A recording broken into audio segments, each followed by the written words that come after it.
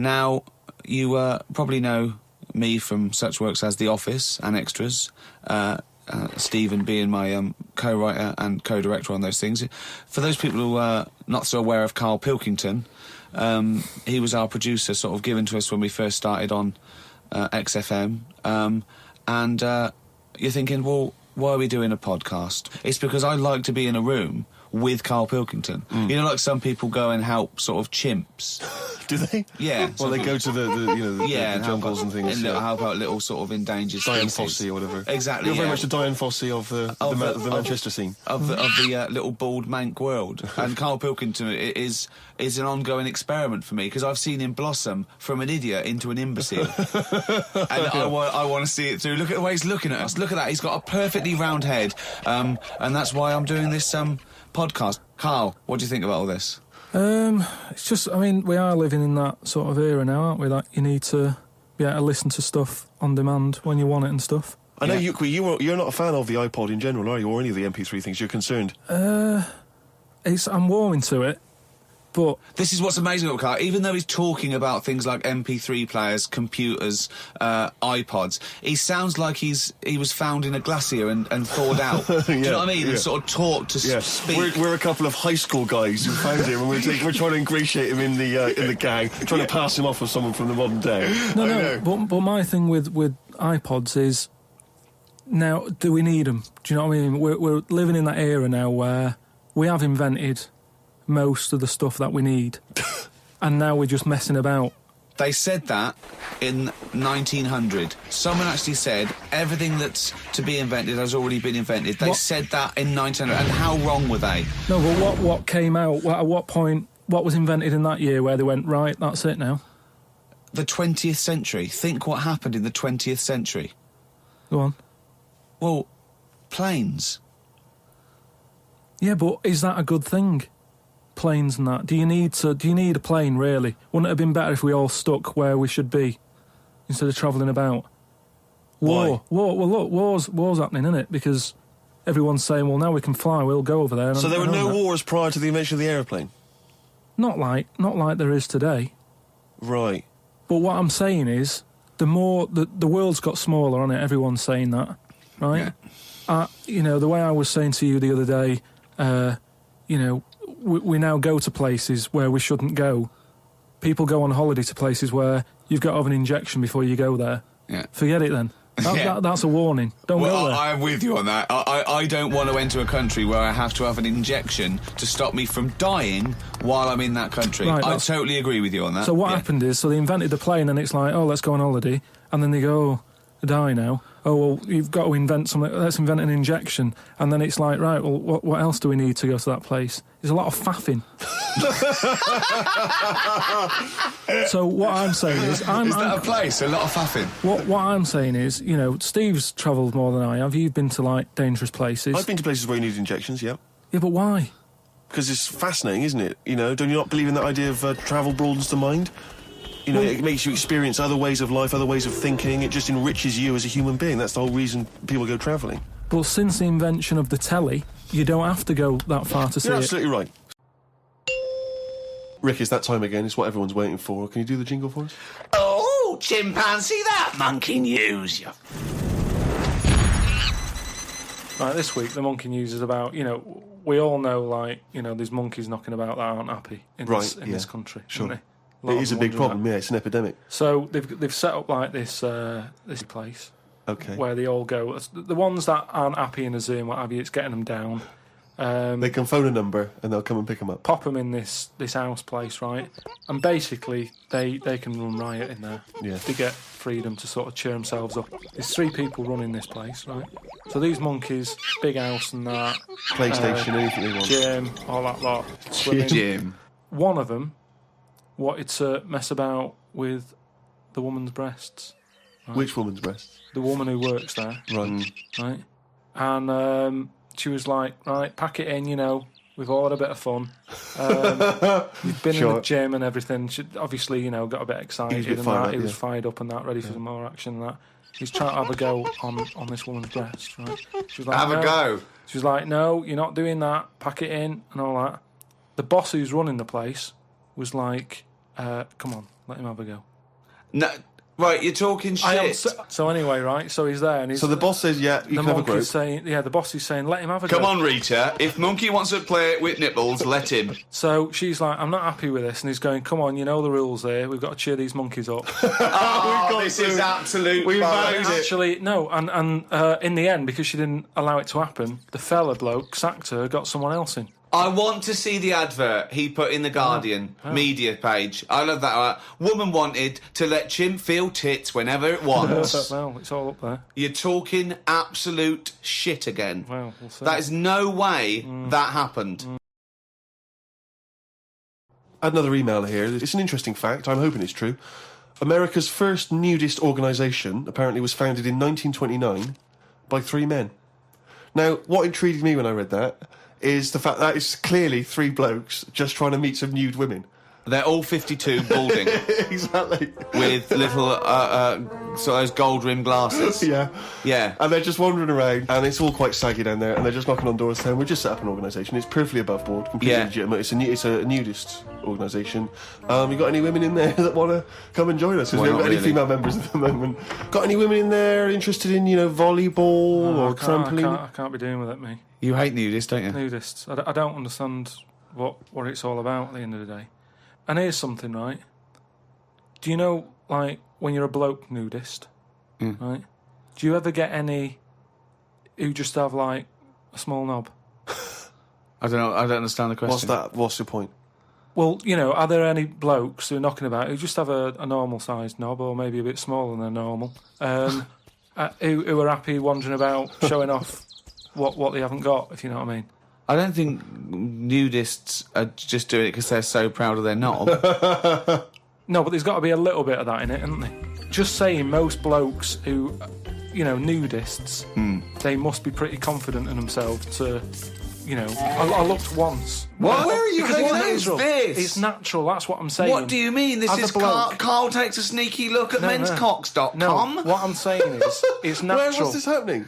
You were in a gym. No. A lot of guys are getting changed, and you were just checking out their knobs. you're at your bedroom window with a pair of binoculars, No. and there was a little fella across the road getting changed. I was at some night out once. Go right? on. So you were at heaven, and you were in the toilet. It was some night out, and some people come running on the stage, right? Some music started coming on, and these 4 people ran out. It was 2 women. So you were 2 at a gay blokes. strip club. It wasn't gay in that. It was just a normal night out. Well, some sort of party night out. Right. These people come running on, right? You got 2 women, you got 2 blokes. Right. They whip the knickers off. The fellas whip their undies off. At the same time? Yeah, all at the same time. Was it like that, was it like a choreographed thing? So that happened, and all I'm saying is, right, before I had a look at the woman's bits, right, I just had a little cheeky glance at the fellas. Why? Just checking it out, just seeing is everything normal down Why there. weren't your eyes drawn instantly to the ladies' bits? Don't believe me. I had a look at that. All I'm saying But you is, went to the guys first. I didn't know how long pants were going to be left off for. So you didn't want to miss your opportunity, is what you're saying? You saw a window of opportunity to see some men's bits, and you thought, I better take it. No, because this may never happen again. No, So what happened? So there's had a 2 look. women, 2 men, right? I don't know what sort of event this is where you're looking at anyone get their knickers and pants off. I don't know why you're looking at all. Good night, So you go right. There's knickers and pants off. Right. Let's check out the knob and testicles first. you're telling me you've never, like, when you've been in a gym or anything, you've not just sort of turned your head, had a look, and gone, all right, yeah, that's all right. Yeah. So let's just get this question right. Have we ever been in a gym and just taken a sneaky glance at a man's genitals? Is that your question to us? Right, for me, it's the same as when you see someone who's a bit odd, 2 heads or whatever. Well, I'll be honest. If I was in a gym and a bloke came in with 2 heads, I'd look. I'd get a sneaky glance in the mirror. I'd go. Sorry, but you'd look at his genitals or his 2 heads? It's 2 heads. Or would you sneaky look at the heads and then think, I wonder if he's got 2 cocks? And just... I'd have to have a look there. If I'll tell you what, and now I admit it, if I'm ever in a gym and a naked man with 2 heads walks in, I probably will check out the genitals as well, just to make sure that he's got 2 of everything. Can I tell you the thing that always freaks me out? I do sometimes go to the gym, and I live in North London, and the thing that always freaks me out is if there's an elderly man, often quite short. I'm always freaked out because there's at least 2 I'm aware of who've got very, very large penises. And I always find that really disturbing because sometimes you can't help but notice because it's like Godzilla coming through the change room. Do you know what I mean? Oh. So there you that go. I do admit, that's the only instance where my eye has been naturally drawn to it. Do you know what annoys me in gyms? Where people walk round happily naked all the time whistling. They get weighed naked, pop a towel on and take off 3 ounces. How exact have those measurements got to be? Yeah. Do you know what I mean? Pop a towel on. I mean, unless you're going on the space shuttle, I reckon you could give or take a couple of Ounces. stone. Yeah, couple exactly. of ounces. Yeah. Absolutely right. Well, we've put that to bed. Now, everyone knows over the past sort of like few years, my big pet project, it hasn't been my own career, it's been get Karl famous. Yeah. I want people to recognise him in the street, come up to him and say, "You bald-headed mank twat." Well, let me tell you now, Rick, I've on. been out and about, and a lot of people have come up to me and said, "It has Karl Pilkington got a head like a fucking orange?" Well, and I've I've been- had to instantly confirm the answer to be yes. But he's had a call. He had a call recently from a film company asking him if he's got any ideas for movies. Now, how desperate, in what dire straits must the British film industry be that they're going, "We need Karl Pilkington. We have hit rock bottom." And he went along for an interview. So what? And you went in and you... I went along and had a meeting, and they just said, "Right, got any ideas?" And sort of said, what are you thinking? What sort of thing are you after? Are you after action, thriller, whatever? Because you can provide any of that. I love that he's playing it cool, like you've come to the right person. My yeah. time's precious, what do you need? Yeah. Yeah, I'm Karl Pilkington, the movie doctor, what do you need, Papa? So thought of this idea sort of on the spot. Good. That whiz by Planning. 'em. No, but sometimes that's how good ideas come up, don't Yeah. they? Just So random. a lot of yours have come up, yeah. No, but if you just Randomly. talk, I find that your mouth comes out with stuff. Right, there's another Right, quote. right. There's another quote. If you talk, your mouth comes out with stuff. That to me stands along with what were those things in Gremlins called? No, but what I mean, if you sit there and try and use your brain to do it, Right. it doesn't work the same. Just keep talking. Just keep your mouth talking, and eventually it will come out with something pretty good. That is exactly what Plato said. So So anyway, Aristotle, he said, "Sit down. I've got an idea for you." Aristotle said, "Plato, how do I go?" Right, just keep talking, and eventually your brain will come out with stuff. So what I thought, I just started off by saying like actors' names and that who I thought should be in it, because then that's giving more. It's building. Right, Okay, so who who's did did you you say? say? Who did you say? So I said, right, I'm seeing Clive Warren, Who the fuck's Clive Warren? Who's Clive Warren? the one who was in Closer. Clive Owen. Clive Owen. Right, all right. Did they look at you like you're a fucking idiot? So they all started trying to figure out, who's this Clive Warren we've not heard about? He must be amazing. He's Clive Warren. Get me Clive Warren on the phone. Who's got Get Clive me Warren? Clive Warren. And I said Rebecca De Mornay, right? What? Oh, where did that come She from? hasn't been in a film for 15 years, has she? Clive Warren and Rebecca De Mornay. They thought he was a genius. They've never thought of putting Clive Warren with Rebecca De Mornay. But hang on a minute, you could have any film star. This is your fantasy casting, and you choose a bloke that doesn't exist and a woman who hasn't been on TV or in a film for 10 years. Oh, God. Why didn't you choose, Someone who existed. J-Lo or someone who's a big star? Oh, God. Clive Warren. Oh, God. Oh, So God. anyway, starts off, and the people, you're seeing into their lives from Yeah. like the morning. Yeah. So it's like a nice sunny day. Yeah. Radio's on. They're going about the day. They're having the breakfast. They're saying, "Oh, what we're doing tonight?" And you're thinking, "Oh, they've got a nice life." She's like, "Love you" and all that. Yeah. He walks out the house, gets hit by a bus. Oh, So Clive Warren's dead. I don't know if Clive Warren would take that part because he ain't got doesn't- much to do, has he? No, I don't. If I know Clive Warren, And I think you do. I think I do. Carry on. So he's hit by a bus, so he's So dead. he's hit by a bus and that. The titles come up. Oh, It's got yeah. you, right? She's Starring devastated. She's Clive Warren. fed up. She's devastated and that. Doctor says Clive's dead. Who's playing the Doctor? Jack Nicholson House. What's that fella who was in Independence Day? Will Smythe. No, the old black fella. Morgan Freeman. Yeah. Get him in. He's Morgan the Freeman, doctor. yeah. He says, "Your husband's dead." She's like, "Oh God." What happens then is he says, "But listen, what we can do now, we can take the brain out." Right. Right. And a fact that I'd read that day before the meeting. This isn't in the film now. This is me. Right, but Right. luckily you I read read the a fact. thing about how the brain can run on half of it. You've actually got a full brain. Some Run of it us on have. half. So this was in my mind still. Well, half your mind, yeah. So I said, what happens is Morgan Freeman says, been working on this. You can run your life on half a brain. Right. She's sort of a bit like, what are you telling me this for now? My husband's just died like 20 minutes ago. Yeah. And he goes, yeah, but if we're going to do this, we've got to act quick. She's like, do what? He says, whilst his brain's not fully dead, because it stays awake for a bit when you've been killed. He's not dead then, fine. No, but Wait. he is, but they found out that it stays awake a little bit. No, So- He's gone. You're hit by a bus. Yeah, no, he's dead. If the brain's dead, you are dead. Clive Warren's dead. And if the brain's not dead, you're not dead. No, but it's like people in a coma. They're dead, aren't they? But No, the brain isn't dead. No, they're in a coma. No, they're not in a dead. coma. No, they come out of comas, don't All right, they? then he's in a coma. He's been hit by the bus, but the chances are he's not going to come out of that coma, but his brain is still awake. So change that. That's easily done. Hold on, though. I like this fact that he's in a coma, so they're going, look, he's definitely going to die in this coma. Take the brain out now. Pop the brain out. But why is that such a weird thing when that's what they do now? That's what they do now. What is? That's what they do. What? They do that. What? A brain transplant? No, but when, like, how I've signed that donor card, Yeah. like, if anything happens to me... No. they've There's got the no lot. such thing as a brain donor.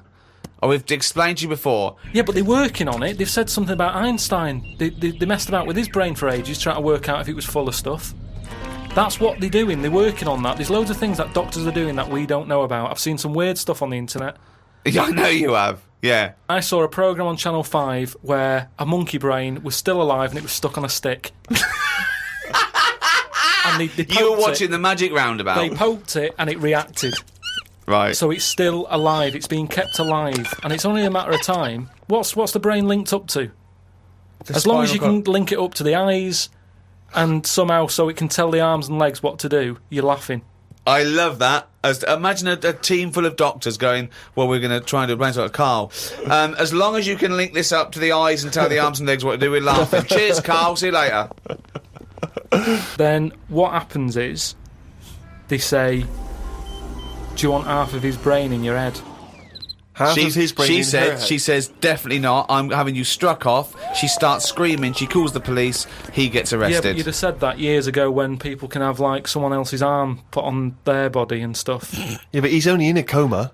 Yeah. No, but he's not going to come out of that coma. Right. So it's like this or nothing. It's Right. like, look, you know, what we're going to do here, we can either turn the switch off or we can put his head in your head. But why would you... So what he does, so what they do then, they're going to take half his brain. Half of his brain, take out half of hers, pop it in place. Why would she do that? Because she loves him. But hold on, well, no, wait. What would she then be? Because this is what I'm trying to tell you. Okay, sorry. What happens is, he explains all this, so I mean, this would probably cover about 20 minutes in the film, but I'm just rushing it, I just rushing switched it off, up now. but yeah. No, you wouldn't. This bit would have you. So what... Well, I'd have actually left when I wouldn't have even gone in to see a film starring Clive Warren and Rebecca De Mornay, unless it was 1985. So the thing is, she's the same as you. She says the same thing. She goes, why would I do that, doctor? And he goes, well, what will happen is he's gone, but you'll have his thoughts. So in the morning when you say, oh, I don't know what to have, will I have cornflakes? His bit of the brain will sort of say, Have a Weetabix. have shredded wheat or whatever. And she's like, oh yeah, good idea. Sorry, so the point of this film is that the dead man can remind her what breakfast cereal she likes. Yeah. So the thought... What do you mean, yes? So that's it, is it? No, that's not the only thing. Wait a minute, this is only Act 1. That's just the first bit. Everything's going well. She has it done. So who is she? Is she herself? She's Rebecca De Mornay, Yeah. but now With and again with him chipping in with a bit of voiceover. So the idea is it's all going well at the beginning, and she's... So she can't decide what dress to wear. She's had half of her brain taken out and put in a bin, okay? And Clive Warren's half has been put in there. So now she's walking round, okay? So she's like a schizophrenic. No, like I say, the brain is alive, so it's all going well when she leaves hospital, Yeah. and she gets the first taste of it, and it's a bit weird to get hold of, because she's sort of... I think when she signs herself out, he's sort of fighting, writing his name and stuff, so there's a few sort of technical things that she has to get used to. And does Clive's brain What does know he that think? he's now inside her brain? Does that matter? Well, I would say it matters because Yes. otherwise... Yes, it does matter, Carl. What's he thinking? What's What's the point of this? Why has she gone along with this? Because she really loves him. But what's in it for him? What does she think? Well, say if I died, Yeah. and Suzanne said, go on, I'll have half of Karl's. right, she would wake up in the morning to a thought of me sort of going, oh, you never guess what I've just thought about or whatever. I'd still be there. The rest of your body is sort of waste, isn't it? But Karl, The rest of your body's sort of waste. No, it is, kind of. If when someone dies, it's Yeah. not that person anymore, is it? You can't have a chat with them. So if you could have someone's brain in your head when they're dead, you'd have it, wouldn't you? What are you talking about? Why would I have someone's brain in my head when they're dead? Well, what I've else? got a perfectly good brain. So you're telling me you wouldn't have it done then? Of course I fucking wouldn't. I Why can would also categorically state I wouldn't either. Yeah, but you're saying that now, but once you're in that position that someone who, you know, you love and that dies, if the doctor said, do you want it? No! And you've I go, no! It's madness! I don't think you It's would. madness! All right. So, tell me a typical bit of dialogue. Well, we've done the breakfast scene. that was dynamite. Yeah. That's fucking Oscar winning. Yeah, can we do lunch? There may be, like, at the funeral, because even though the brain's still alive, they still have the funeral, and you can have, like, a funny bit where they stood around the grave, and, like, there's some relation there who he doesn't like, and she can start laughing, and the family are looking at her going, why is she laughing? Yeah. And she's sort of laughing, and he's saying something a bit rude, going, look at her head. Do you know what I mean? Yeah. Looks like a Stuff on the fucking family. Yeah. Little cameo for you. Yeah. And so you have all that, and people are sort of liking the film, thinking, oh, it's quite funny, this. Yeah. And then you hit them hard. It's the most ludicrous idea for film I've ever heard. It's the maddest. Honestly, it really is the ramblings of a mental case. I have to say though, I am hooked now. I want to know what's going to happen next in the story. Then what happens is, she hears the voice go, Leslie, where are you? Something. Right? Her name's not Leslie. No. No. So she's thinking, who's Leslie? Yeah. So in her mind, she's going, who's Leslie? He's going, oh, So he's thought, hang on, I've let something slip. I've here. let something slip. So she's going, answer me. Oh. He goes quiet on her. Oh! So He was having an affair. this is the thing. So she's trying to hunt down Leslie. Leslie. And he's got to stop her thinking it. Then what happens is, I mean, you know, Where your Bex? So he's got to hunt down Leslie. so she's got to hunt down Leslie.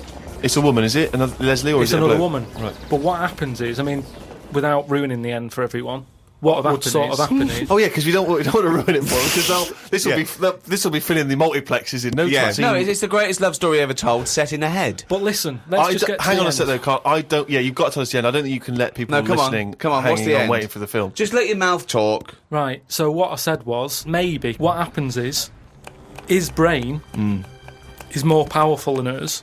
Right. How is there power?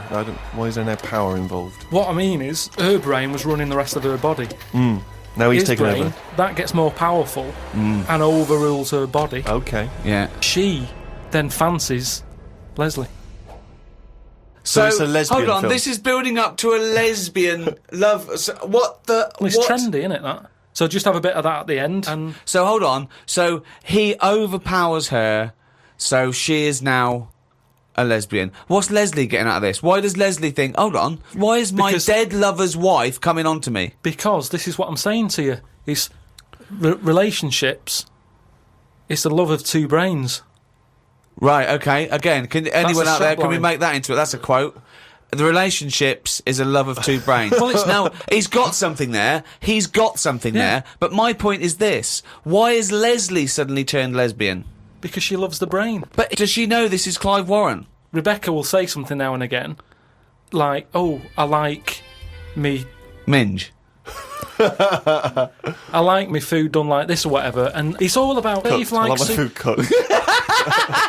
Wait a minute, Clive Warren on this food cooked. Yeah, I'm in two minds about this bacon. Yeah, What I'm I going mean to turn is, into a lesbian. people Shredded wheat. people like what they like, and it's the same way, like I've said to you before, with someone who's been going out with a woman and then is found out that she's got a twin sister, and they divorce that first twin and go out with the other twin.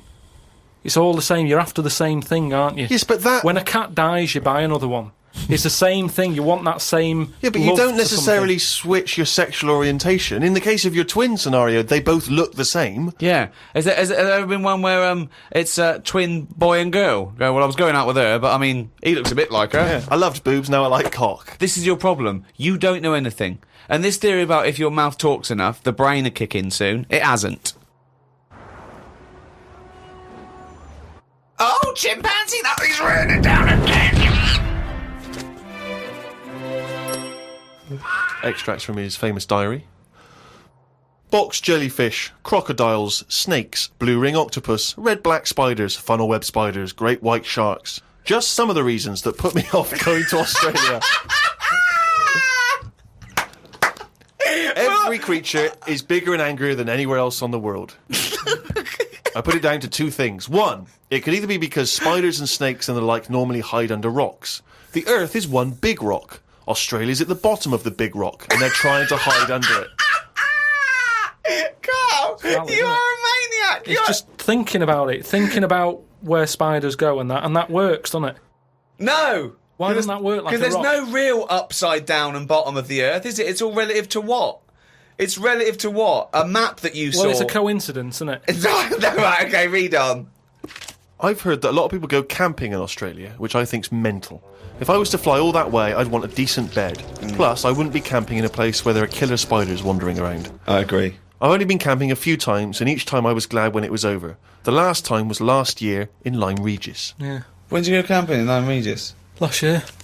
It's all right, Lyme Regis, but it was all a bit of a nightmare because I was going with my mate, and he said he knew someone who knew someone who had a bit of land in the garden.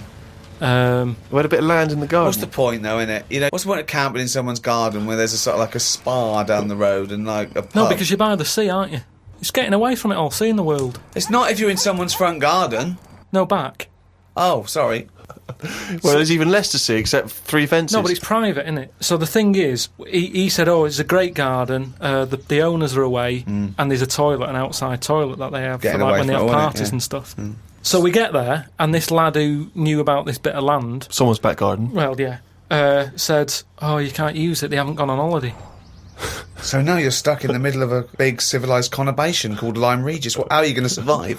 Well, we ended up just sort of keeping on the beach. But Did you pitch your tent on the beach?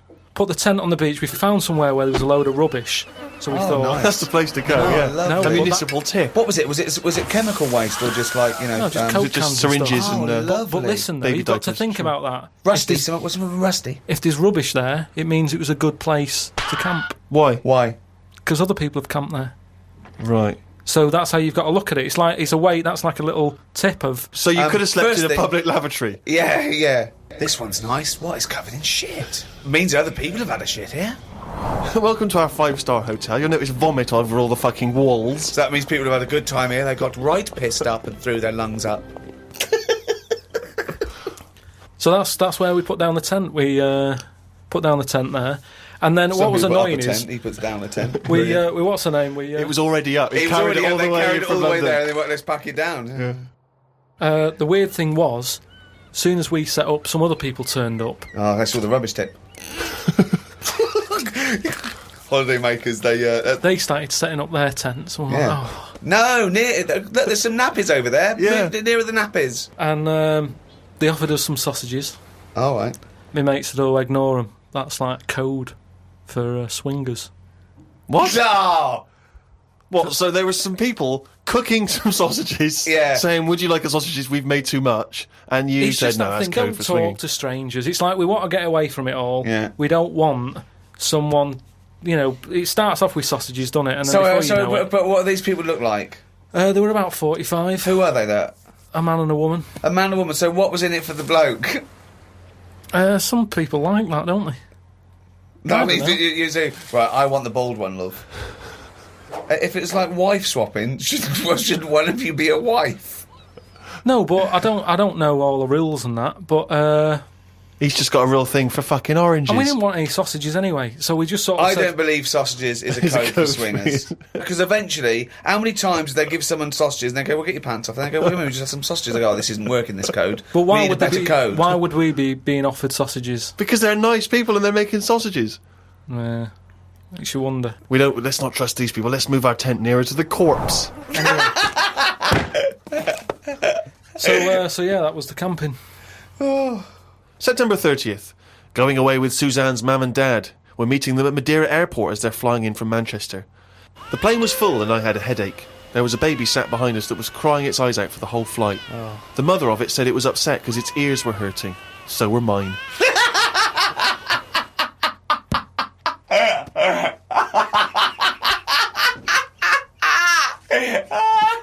Oh, God. We went to try and find a supermarket. Suzanne's man was having a go at her dad because he didn't have a shirt on. She said he looks a mess and is embarrassed to be seen with him. It's their Ruby anniversary tomorrow. That's why we went away. Oh, yeah. I bought a fan to put in our room to drown out the sound of the mopeds. I've heard Wayne Rooney does the same thing with a vacuum cleaner. What? If you've just got a noise that's constant, it makes you nod off. And it drowns out every other background noise. So all you've got is, like, if it's a vac, it's just... And if that's constant for, like, all night, you just nod People off. next door going, they've got their vacuum cleaner on again. But poke the chicken. That's how nuclear wars start. Yeah. It works. Doesn't work. We watched... Earplugs, drown out everything. I've tried them. I didn't like it, did I? Why not? Because I could hear my heartbeat.